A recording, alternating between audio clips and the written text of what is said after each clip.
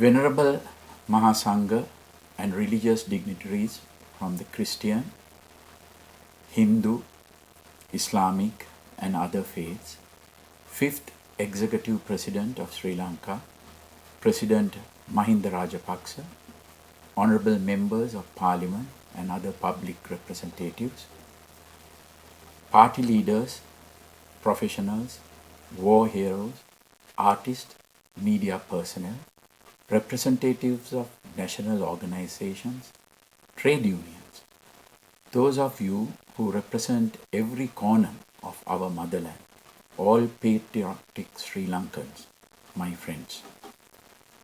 At this historic conference that marks a decisive juncture in our nation's politics, I am deeply honored and humbled to accept the nomination made by the 5th President of Sri Lanka, President Mahinda Rajapaksa, for me to represent the common aspirations of many political parties, independent groups and organizations led by the Sri Lanka Podujana Peramuna as their candidate at the forthcoming presidential election.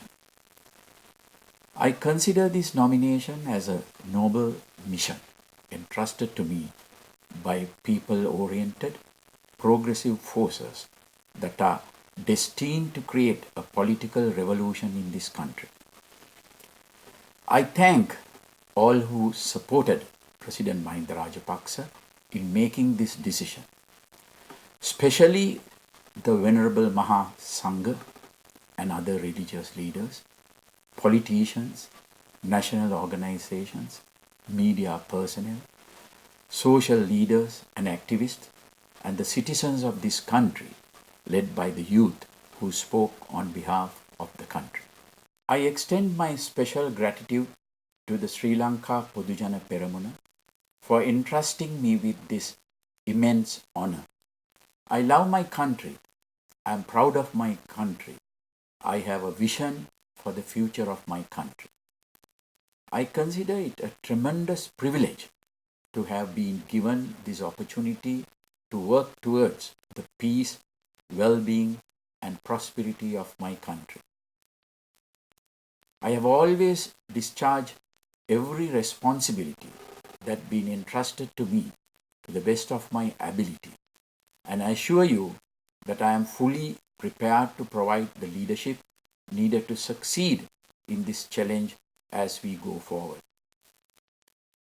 During my 20 years of active military service and nearly 10 years of service as a government official, I successfully discharged all the responsibilities entrusted to me. I always make every effort to deliver results that go above and beyond expectations. 35 years ago, when I was a young army officer, General Cyril Ranatunga, the most senior military officer at the time, bestowed on me a commendation in which he described me as an officer who takes initiative over and above the normal call of duty.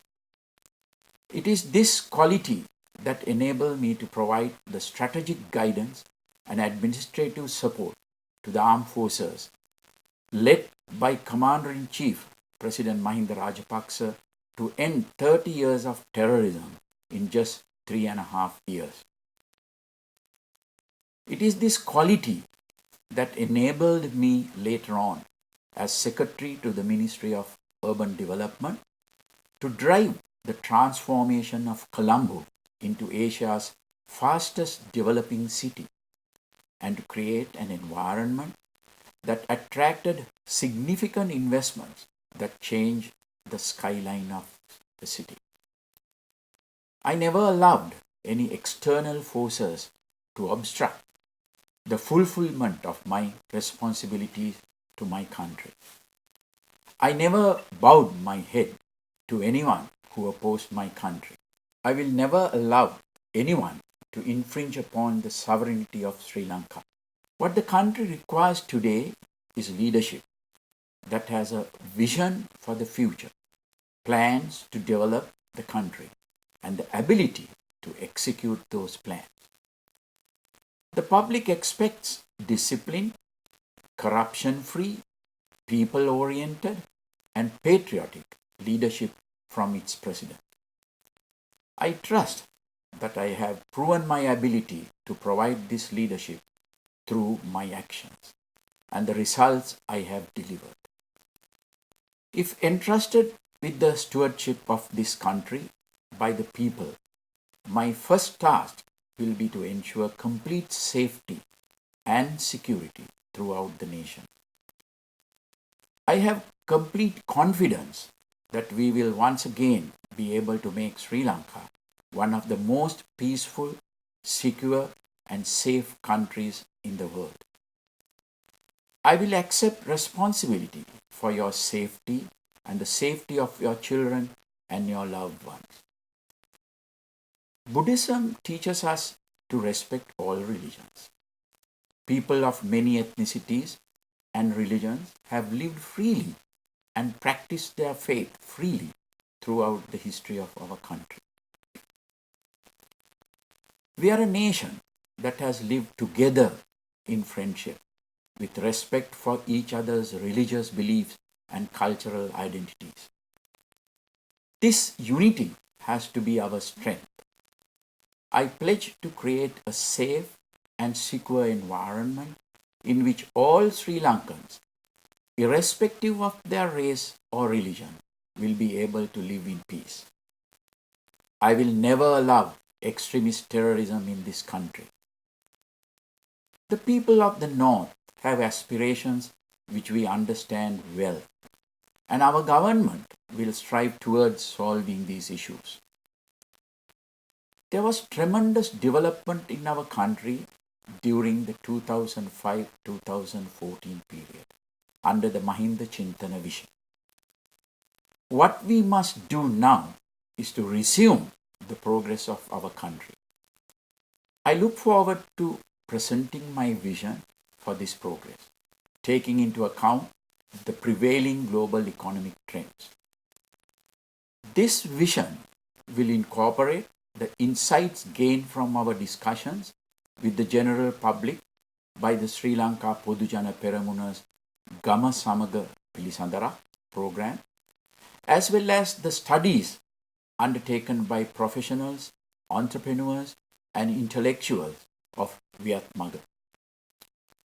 Our goal has to be the creation of a prosperous nation through the development of productive citizens, families that live happily, and a society that is disciplined. Every citizen has the right to enjoy economic stability, have opportunities to improve their status, and to live with dignity. I will introduce people-centric economic principles to create this environment. Developing our human resources will be one of the main responsibilities of our government. We need to enable our future generations to become productive citizens through giving special attention to their education and to the development of their skills and abilities.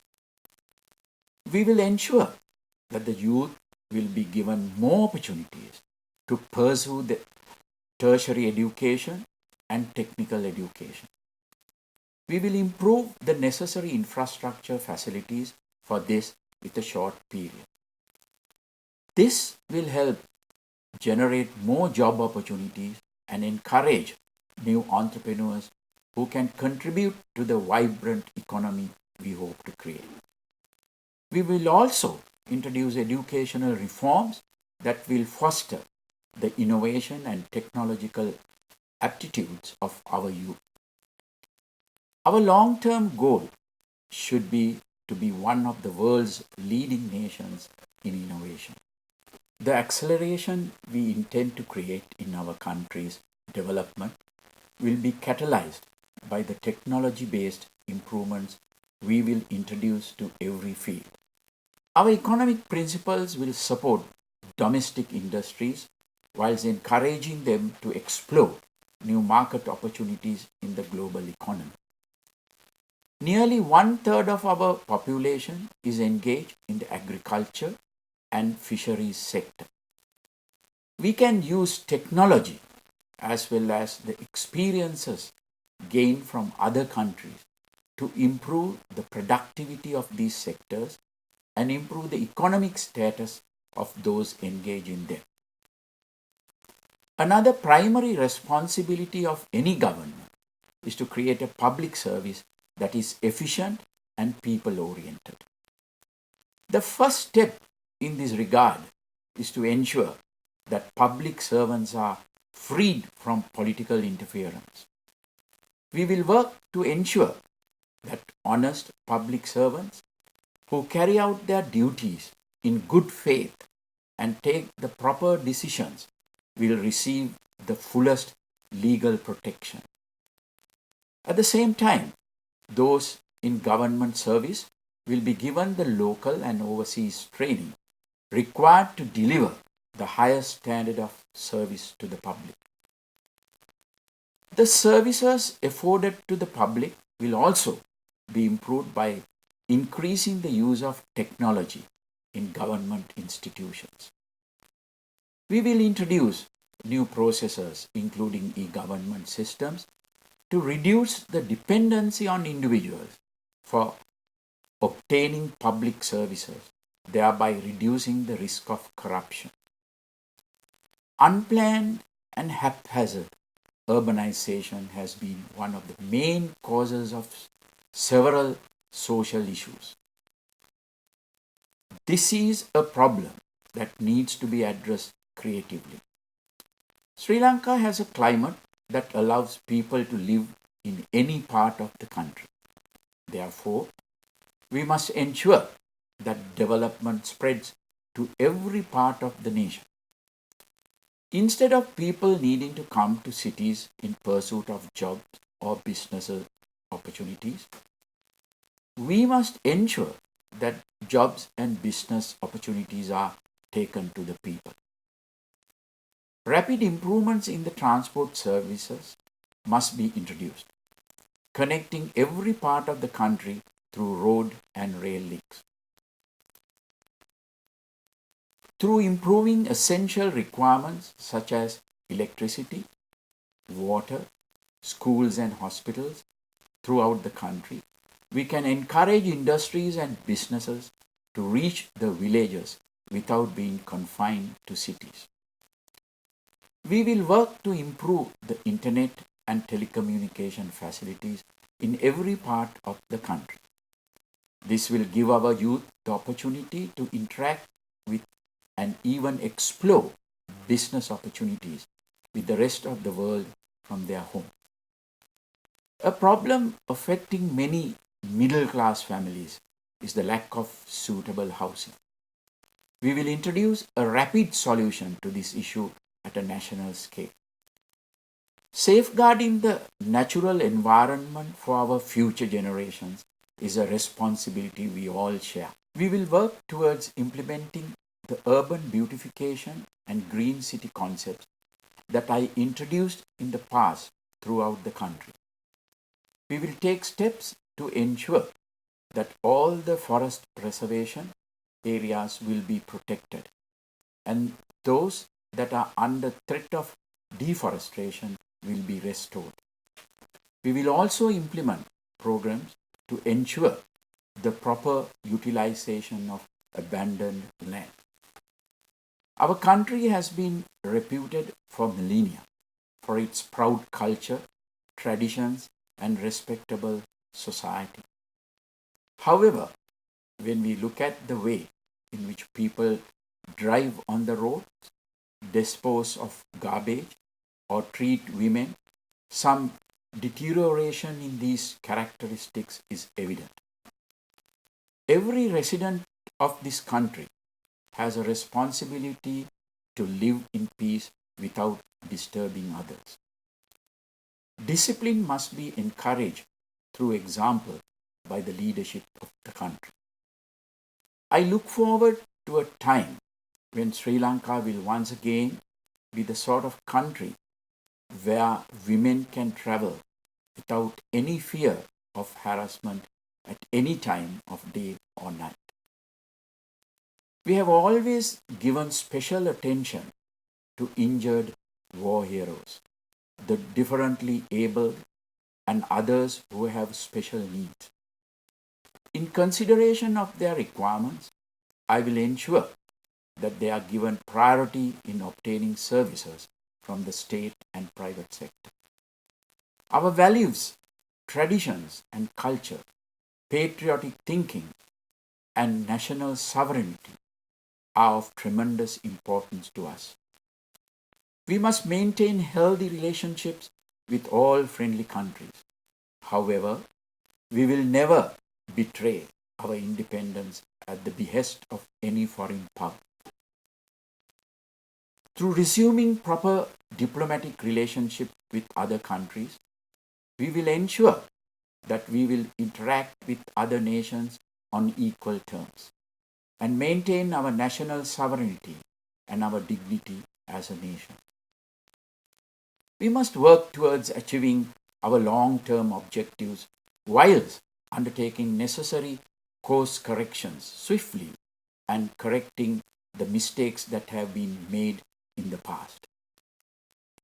Instead of focusing on personal objectives, we will act to engage like-minded patriotic, creative, and intelligent groups to work towards our common objectives. The forthcoming presidential election will be a decisive one for the country and its future. I hope that the people of this country will think of what is best for future generations at this moment, without being confined to divisions of race, religion, or political party. I would also like to make a special request from you on this important day. What we are commencing today is another new journey in our nation's history. This is a dignified objective, and I believe we must conduct our election campaign in the same spirit of dignity. We must behave in the same manner we would now as we would in governing once we are elected.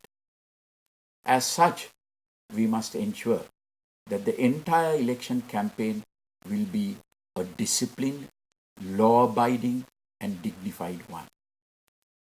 Being mindful of the environment, we should also be an example to all political parties by completely avoiding the use of polythene and plastics in our election campaign.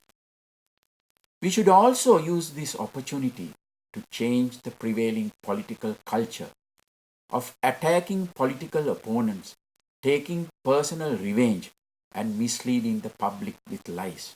I request you to respond to our opponents' false allegations with reason and logical truth. Today's voters are very politically sensitive, and we should foster an honest political culture for them. We are a young nation. All of us want to create a country where our future generations can live with freedom, dignity, and prosperity. I believe we have the vision to make this future a reality. I also believe we have in place the plans and the team that we need to deliver this vision. Just as I have fulfilled every responsibility given to me to the highest standard, I pledge that I am ready to undertake the national duty that this country needs and that all of you desire from me. May the blessings of the Noble Triple Gem be with you.